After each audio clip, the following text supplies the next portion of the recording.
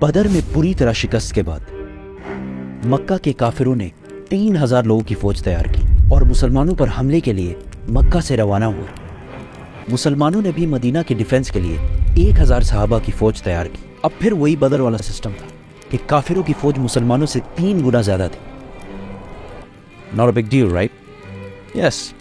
But اس بار مکہ والوں کی فوج میں ایک ینگ اور ٹیلنٹڈ لڑکا اور بھی تھا جس کا نام تھا خالد۔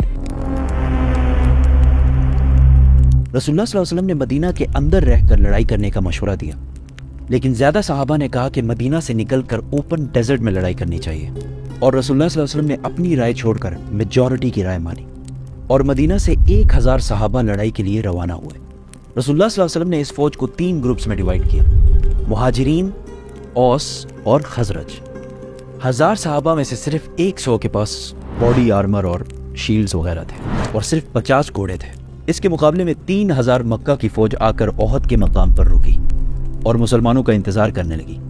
اس فوج کے سینٹر کو ابو جہل کے بعد مکہ کا نیا سردار ابو سفیان لیڈ کر رہا تھا۔ ان کے لیفٹ سائڈ پر ابو جہل کا بیٹا اکرمہ اور رائٹ سائڈ پر 33 ایئر اولڈ خالد بن ولید گھوڑوں کے ساتھ لیڈ کر رہا تھا۔ مکہ کے 3000 فوجیوں سے لڑنے کے لیے جب 1000 صحابہ احد پہنچے، عبداللہ بن ابی سب سے بڑا منافق نے کہا کہ ہم تو نہیں لڑیں گے بھائی، یہ تو خودکشی ہے۔ عبداللہ بن ابی اور اس کے 300 ساتھی مسلمانوں کی فوج سے الگ ہو گئے۔ یہ ایک پری پلانڈ سازش تھی یا جو بھی تھا۔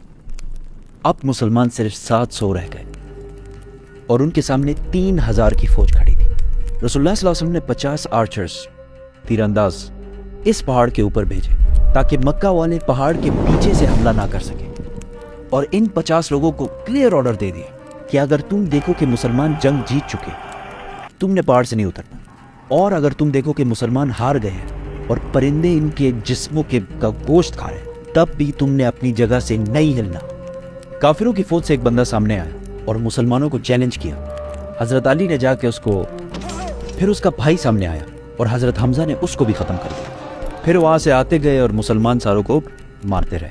اسی کے ساتھ دونوں فوجوں نے حملہ کر دیا۔ پہلے لڑائی تھوڑی سخت ہوئی، لیکن آہستہ آہستہ صحابہ ان کو کرش کرتے گئے اور مکہ والے حوصلہ ہارنے لگے، اور تھوڑی سی لڑائی کے بعد بدر کی طرح میدان سے بھاگنے لگے۔ کلیئرلی یہ لگ رہا تھا کہ مسلمان جنگ جیت چکے، اسی لیے پہاڑ پر کھڑے 50 آرچرز میں سے 41 جیت کی ایکسائٹمنٹ میں پہاڑ چھوڑ کر مال اکٹھا کرنے کے لیے نیچے اتر گئے، اور پہاڑ کے اوپر صرف 9 تیر انداز رہ گئے، اور ایگزیکٹ اسی ٹائم کا خالد بن ولید انتظار کر رہے۔ جیسے ہی وہ نیچے اترے، خالد اپنے گھڑ سواروں کو لے کر پہاڑ کے پیچھے سے لائٹننگ سپیڈ کے ساتھ بڑھے۔ اب the game was completely changed۔ مسلمان جیتی ہوئی جنگ کے بجائے 2 فوجوں کے درمیان میں پھنس گئے تھے، اور آہستہ آہستہ بہت سارے صحابہ شہید ہونے لگے، اور مسلمانوں کے مین جنرل حضرت حمزہ کو ایک حبشی غلام وحشی نے شہید کر دیا۔ And to make it even worse, دونوں فوجوں سے لڑنے کے دوران وہاں ایک افواہ پھیل گئی کہ محمد صلی اللہ علیہ وسلم کو بھی شہید کر دیا گیا ہے، اور یہ افواہ اس لیے پھیلی کہ جب خالد بن ولید پہاڑ کے پیچھے سے حملہ کر رہے تھے تو ان کے ایک گروپ نے محمد صلی اللہ علیہ وسلم کے کیمپ پر حملہ کر دیا، اور اس ٹائم وہاں پر رسول اللہ کی پروٹیکشن کے لیے صرف 9 لوگ موجود تھے۔ لڑائی یہاں تک گئی کہ رسول اللہ صلی اللہ علیہ وسلم کا دانت شہید ہوا، لیکن حضرت طلحہ اور باقی صحابہ نے ان کو بچائے رکھا۔ 9 ڈیفینڈرز میں سے 7 جب شہید ہوئے تو کافروں کو لگا کہ انہوں نے رسول اللہ کو بھی شہید کر دیا، کیونکہ انہوں نے مصعب بن عمیر کو شہید کیا تھا، جن کی صورت رسول اللہ صلی اللہ علیہ وسلم سے بہت ملتی جلتی تھی۔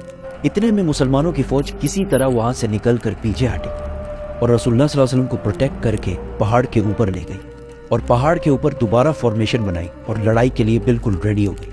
مکہ والوں کے گھوڑے پہاڑ پر چڑھ نہیں سکتے تھے، اور بغیر گھوڑوں کی ان کی سپیڈ بہت سلو ہوتی، اور مسلمان ان پر بہت تیر برساتے۔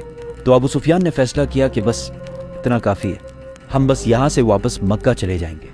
جانے سے پہلے ابو سفیان نے حضرت عمر سے پوچھا کہ کیا ہم نے محمد کو قتل کر لیا ہے؟ تو حضرت عمر نے کہا کہ نہیں، وہ بالکل ٹھیک ہے، اور یہ جو تم کہہ رہے ہو وہ سن رہے ہیں۔ اس پر ابو سفیان کو بہت غصہ آیا، کیونکہ انہوں نے یہ جنگ اس لیے کی تھی کہ محمد کو شہید کیا جائے اور مدینہ پر قبضہ کیا جائے، لیکن ان میں سے کوئی بھی آبجیکٹو پورا نہیں ہوا، اور وہ واپس چلا گیا۔ تاریخ میں بہت سارے ہسٹورینز اس جنگ کو مسلمانوں کی ایبسولوٹ شکست کہتے ہیں، لیکن کچھ ہسٹورینز ایسے بھی ہیں जो कहते हैं कि यस मुसलमानों को बहुत नुकसान हुआ, लेकिन कुरैश का कोई भी ऑब्जेक्टिव पूरा नहीं हुआ।